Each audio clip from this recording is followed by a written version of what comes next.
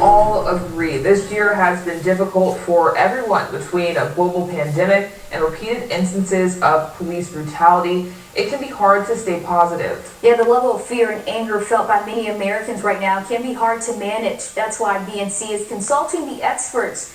Joining us this morning is motivational coach Dr. June Hall. Thank you so much for joining us this morning. Thank you. So Dr. Hall, you are the creator of Actations, an organization dedicated to teaching positive thinking. So with everything happening in the world today, how is your group helping people? Well, first of all, we are trying to teach them to kind of pull away sometimes from listening to so much negativity because we're inundated with it. You hear it on the news, you hear it, when you walk down the street, people are talking about it.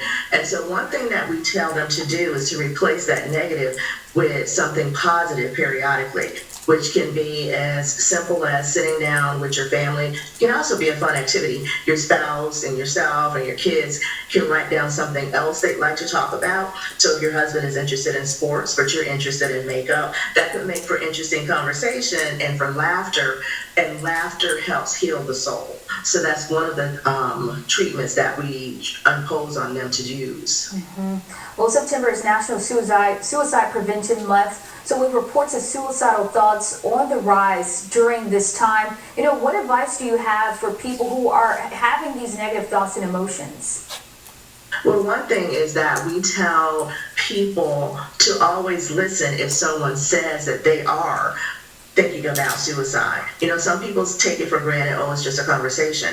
But the first thing we do is say, listen to that conversation because they may be serious about that. And if they are, then you need to find out, secondly, if they have some type of course of action to follow through on that suicide. And then you need to call in for support, whether it has to do with the Baker Act, if it has to do with calling a family intervention, whatever it is, to keep a close watch on that person and to talk about what it is that's making them think that they no longer need to be here. And to say, okay, if you no longer need to be here, let's talk about the reasons that you do need to stay here and work with that person to get them to overcome it and get professional help if necessary. And financial hardships are affecting millions of Americans right now. You have people losing their jobs, filing unemployment, many people facing eviction. So what are some ways to stay positive when your financial future is in jeopardy?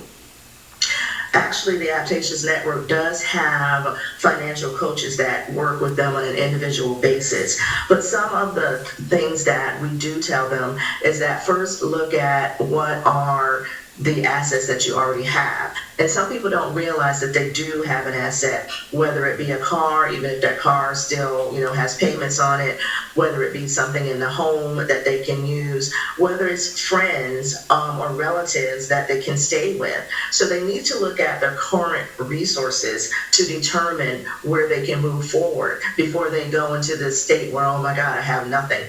Because what happens is we think, oh no, this is what's happening to me, and we look at our bank account going down, we look at the notices coming into us, and so we have to pause and say, okay, wait a minute, I know that there are some other resources out there, churches, government institutions, and that you need to check those out before you decide, okay, I'm just going to throw in the towel. So it's all about shifting your focus and your mindset. That's exactly what's it about. And doing things that are active towards that. You can't think clearly if you're sitting in the house having a pity party, but getting out, actually sunshine helps. Well, I don't know, some places may not have sunshine. I'm in Florida, but sunshine actually does help clear your mindset. So getting outside and doing some type of activity actually helps clear your mindset. And a lot of times we're just sitting in, and obviously because, there's a pandemic, you don't want to just be going out socializing with people, but you are able to walk, even if it's just in your neighborhood, and keep that type of social distance. So doing something like that will actually help clear your mind, and then you can come back and write a course of action.